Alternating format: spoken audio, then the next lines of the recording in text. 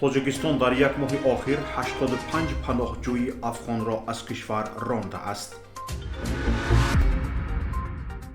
муҳоҷирони ғайриқонунӣ бояд то 12 октябр русияро тарк кунанд. вазири маорифи қирғизистон ба порахӯрӣ муттаҳам ва боздошт шудааст. аз пайи тазоҳуротҳо дар эрон 76 нафар кушта ва 1200 нафар боздошт шудаанд.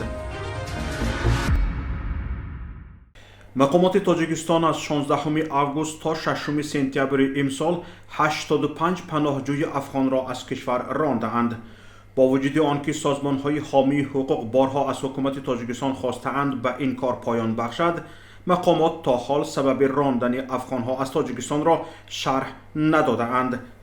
радиои озодӣ бо истинод аз намояндагии комиссарияти олии созмони милали муттаҳид дар умури паноҳандагон дар тоҷикистон менависад, ихроҷи 85 афғонистонӣ тасдиқ шудааст, вале мумкин аст ҳолатҳое бошанд ки ба комиссарияти олии созмони милали муттаҳид дар умури паноҳандагон дар тоҷикистон маълум набошад. ба иттилои манбаъ, дар умум беш аз 100 муҳоҷири афғонистонӣ маҷбуран аз хоки тоҷикистон берун карда шудаанд.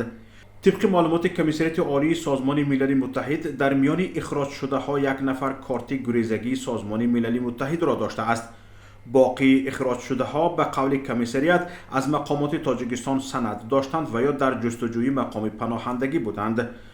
مهاجران افغانستانی در ماه اوگوست شکایت داشتند که مقامات به آگاهی آنها را از کوچه و خانه گرفته به مرز میبرند و مجبورند به طرف افغانستان میگذرانند.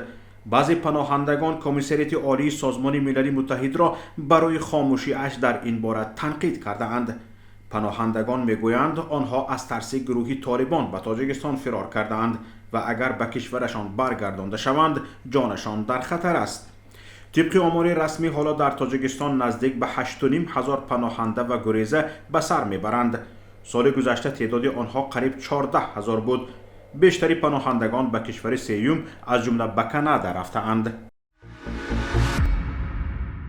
همه خارجیانی که برای بودوباش منبعده در قلمرو فدراسیون روسیه اساس ندارند و بدون قید بودوباش زندگی میکنند وظیفه دارند تا 12 اکتبر سال 2022 روسیه را ترک کنند یا مقام حقوقی خود را به طور رسمی تنظیم کنند.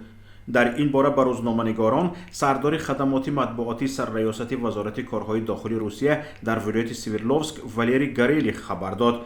به گفته او این باید در اساس مقررات فرمان پرزیدنت فدراسیون روسیه و فرمان حکومت فدراسیون روسیه انجام داده شود. گاریلیخ گفت مقامات کارهای داخلی گارنیزون ولایت سویرلوفسک از بالای سر وقت از کشور رفتن شهروندان خارجی که مهلت ثبت مهاجرتی را تمدید نکردند نظارت میکنند.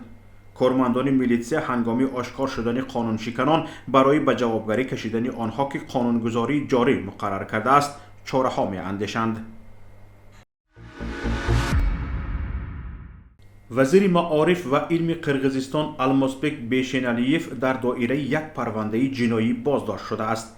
خدمات مطبوعاتی وزارت امور داخلی قرقیزستان خبر داده است که بیشنالیف با گمان تمجویی در حجم مخصوصاً کلان دستگیر شده است. به اطلاع منبع ضد او با گمان گرفتن پاره به مقدار مخصوصاً کلان $110,000 تفتیشات آغاز شده است. برای داخل کردن دانشجویان خارجی به دانشگاه‌های وطنی او پول گرفته است. تفتیش پرونده ادامه دارد. در جمهوری اسلامی ایران طی 12 روز پس از مرگ مهسا امینی که از سوی پلیس به اتهام نقض قانون پوشیدن حجاب بازداشت شده بود تظاهرات ادامه دارد. به اطلاع رسانه‌ها روز 27 سپتامبر اعتراضگران با پلیس درگیر شدند. بسیاری از شرکت کنندگان بازداشت شدند. تظاهرات در بسیاری از شهرها از قبیل تهران، تبریز، کارجه، قم و یزد ادامه دارد. بر اثر درگیری‌ها با پلیس در جریان تظاهرات اعتراضی از روز 16 سپتامبر دست کم 60 نفر کشته شده‌اند.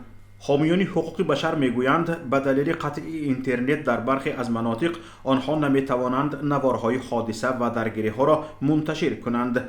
معلومات دیگری هم رسانه‌ای شده است که طبق آن در این حادثه دست کم 76 نفر کشته و 1200 نفر بازداشت شده‌اند. مهسا امینی 22 ساله در تهران با اتهام نقض قانون حجاب بازداشت شد. پس از بازداشت وی به کما افتاد و پس از 3 روز در بیمارستان درگذشت.